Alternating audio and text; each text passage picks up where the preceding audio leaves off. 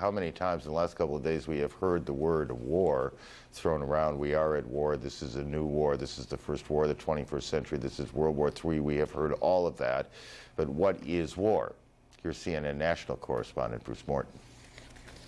World War II brought Americans together. Most believed that Nazi Germany and Imperial Japan were evil and aggressive. Americans demanded victory. The phrase of the day was unconditional surrender. Korea and Vietnam, in contrast, divided the country. Vietnam, in particular, left Americans suspicious, leery of wars, and in the conflict since, the motto seems to have been, bomb all you want, but we can't stand American casualties. That seems different now.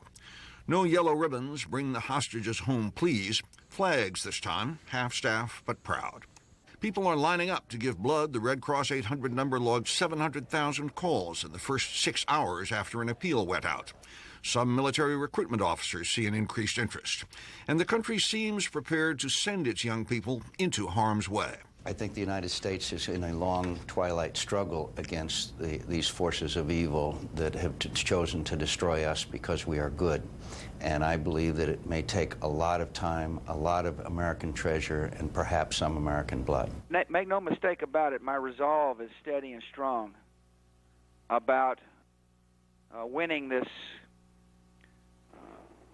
war that has been declared on America. A goal of victory, not compromise. And later, wars change countries. World War II made the United States a world power committed to an international role. Isolationism left behind. Vietnam left the United States more cynical. Americans had learned their government could lie to them. This time, unity so far, agreement on a goal so far. Will that change if the struggle is long? We can't know. The fight is just beginning. Bruce Morton, CNN, Washington. Former General Wesley Clark knows a thing or two about war, and you more than likely know a thing or two about him. You've seen him a lot, former NATO commander. He joins us from Atlanta tonight. Talk a little more about all of this. General Clark, good evening.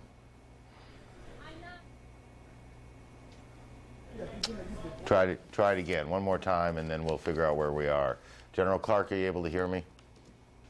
Okay, we'll try and put the plugs together and figure that out and get back to General Clark if we can. Jonathan Aiken now has more on the comfort Americans are finding in their own flag.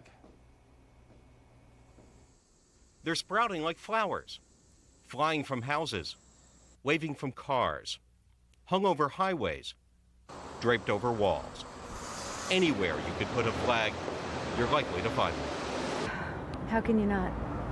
How can you not? Just to show support for our country, for the people, for the families that have lost people. And it's only by the grace of God we're not one of them. You may be seeing a lot more. Congress wants flags flying coast to coast for the next 30 days. It's right here. People are wasting little time. At this flag shop in suburban Washington, business has been so brisk they can't take the money fast enough. Can't keep the waiting in line short enough. Probably about a half an hour, but it's well worth the wait. Which beats finding no flags at all. This Virginia Walmart is sold out and waiting for more. We're hoping they have had to step up production of American flags. No flag shortage in Los Angeles. You'll find one in every daily news. Children across the country have been busy too, marching in Minnesota or just drawing flags in San Francisco.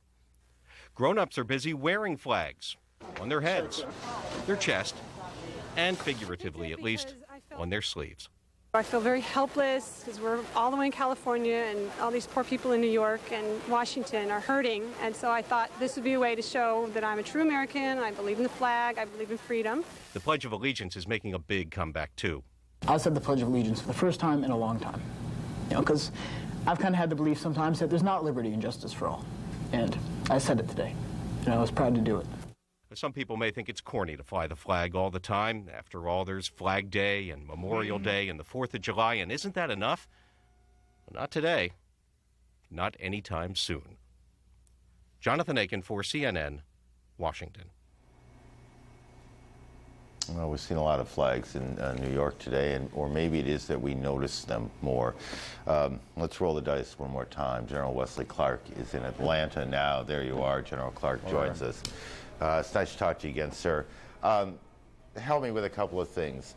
We were talking about how the United States might respond to this, and this always comes down, I guess it comes down two ways. Intelligence, one, but military, another.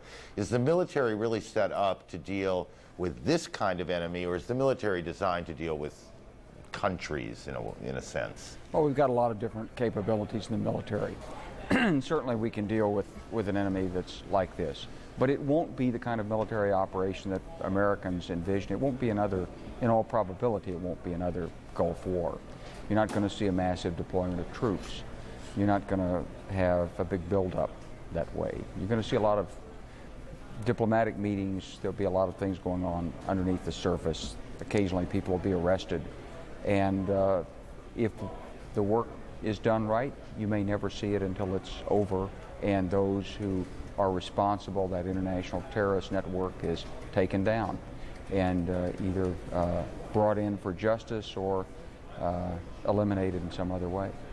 So you don't necessarily see the response. I suspect a lot of us have seen the response as some sort of, somebody's going to get bombed, okay? I mean, that's the first thing we're going to see.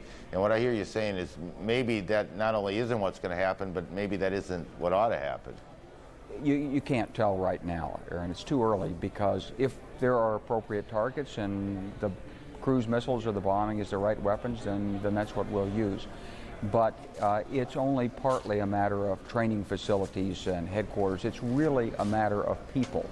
And before we attack facilities, we've got to make sure that that's really productive. It may not be productive in this case, but it may. If it disrupts terrorist organizations, if it puts them on the run, if it makes it more difficult for them to plan another action against us, then that's what we should do. But the main work here is not against places. It's not against fixed facilities. It's against the network, the people, the leaders, supporters, those who are out in countries all around the world who are couriers and providing funds and information and casing out operations and planning things and reporting back in. There are cells and various headquarters probably in dozens of countries, and they all need to be taken down, and it mostly won't be done by bombing. In dozens of countries? That would be my appreciation of this, yes. It's a very broadly based network. And you may remember, if you go back over the incidents in the last decade, there were incidents that in the Philippines where people were apprehended before they could board an airliner. Probably there was support in the Philippines. There have been incidents elsewhere, and there are quiet support cells in countries where there have probably never been incidents. This is a very carefully prepared network. And it's going to be tough to take it down. We may have talked about this the other afternoon, but one of the problems here, it seems to me, is there's kind of a pernicious cycle here that you go in and you respond to these things, and in doing so, you are successful to whatever degree you are successful. But one of the things that seems to inevitably happen is people get angry for the response. People, the sympathizers, and they end up they become martyrs. They get more sympathizers. There are more training camps, more terrorists, and more trouble. Well, that's why operating inside an international coalition is so important. Now, yesterday and today, all kinds of leaders from around the world, including Mr. Arafat and many Arab leaders, have expressed their full support. They want to join this coalition. Good. The place to start is their work at home in their own countries. There are those who probably applauded this. There are some who sympathized with it, even though they didn't express it. There may be other cells in those countries. These people are all part of the network that has to be taken down. So I hope that people will appreciate the work that's being done. The great work that's been done so far by the FBI here is just representative of the kind of work that's going to have to be done everywhere. And it won't look like, in all probability, it won't look like Desert Storm. Now, if there are state sponsors to this, and the state sponsors determine that they want to take the heat, then it may take other types of action. But let me ask you a quick question, see if I get a quick answer. I know that military guys worry about having political support here. As you look at this right now, obviously the country's enraged. Do you worry that the outrage will not last long enough for the planning, the intelligence, and the response to actually take place? Well, I think we've got good political support right now, and what it appears is the guidance is there. There's a determination to take this fight the whole way, and then the political leaders and the people that care in this country will have to resolve to maintain their determination. It may take weeks, months, or longer to finish this fight. General Clark, it's good to talk to you again. Nice to talk to you. Thank you. Always an interesting conversation. Former General Wesley Clark used to be the NATO commander and now is helping us sort through some of the events of the last few days. Thank you, sir. Thank you. A couple of other things before we say goodnight tonight. Just as the skyline of New York has been altered, perhaps forever, so has the lifestyle of millions of New Yorkers who've seen their city change. Whether that change is permanent or temporary, we cannot now say. Here's CNN's Jeannie Mose. New York is always noisy, but these days it's wailing. A city of sirens and face masks and evacuations, from Grand Central to Macy's to the building that houses CNN's New York Bureau. Everybody back! New Yorkers seem taken aback. Why did you move back? Come on. Shaken even by a false alarm, clinging to cell phones, talking about the latest rumor, the latest scare. It's an uneasy feeling. Uneasy having seen apocalyptic images of ashes raining down and later being brushed off like a blanket of dirty snow. Uneasy over the smell of smoke, depending on which way the wind blows. Uneasy at the sight of police checkpoints. Where do you live? Aimed at keeping folks out of lower Manhattan. Only now have those forced to evacuate. She's a good girl. She's a scaredy cat. Been allowed back into their apartments to retrieve their pets. You got 5 minutes inside to gather up your dog, your cat, whatever it is. Retrieved pets like Alexander have much in common with their owners. He's just, a little insecure and scared, but he's fine. Those helping with the search have become heroes, and authorities are having to turn away volunteers. Actually, what's happened is too many guys, and it's starting to trip over each other. Well-wishers are practically force-feeding rescuers. Flags have sprouted all over New York and all over New Yorkers. Some are out to make a buck. Little ones are cute. Hey, free flags, free flags, free flags. Andy, give this man one free. There we go. There you go. Give that little baby one, too. These two sought peace of mind on rollerblades. It's very surreal. Well, it's out of a bad sci-fi film, but every morning you wake up and you're like, it wasn't a dream, it wasn't a movie, it actually happened. And some moviegoers are waiting in line, wearing masks. An outdoor cafe just isn't the same when you're obliged to cover your face instead of your lap.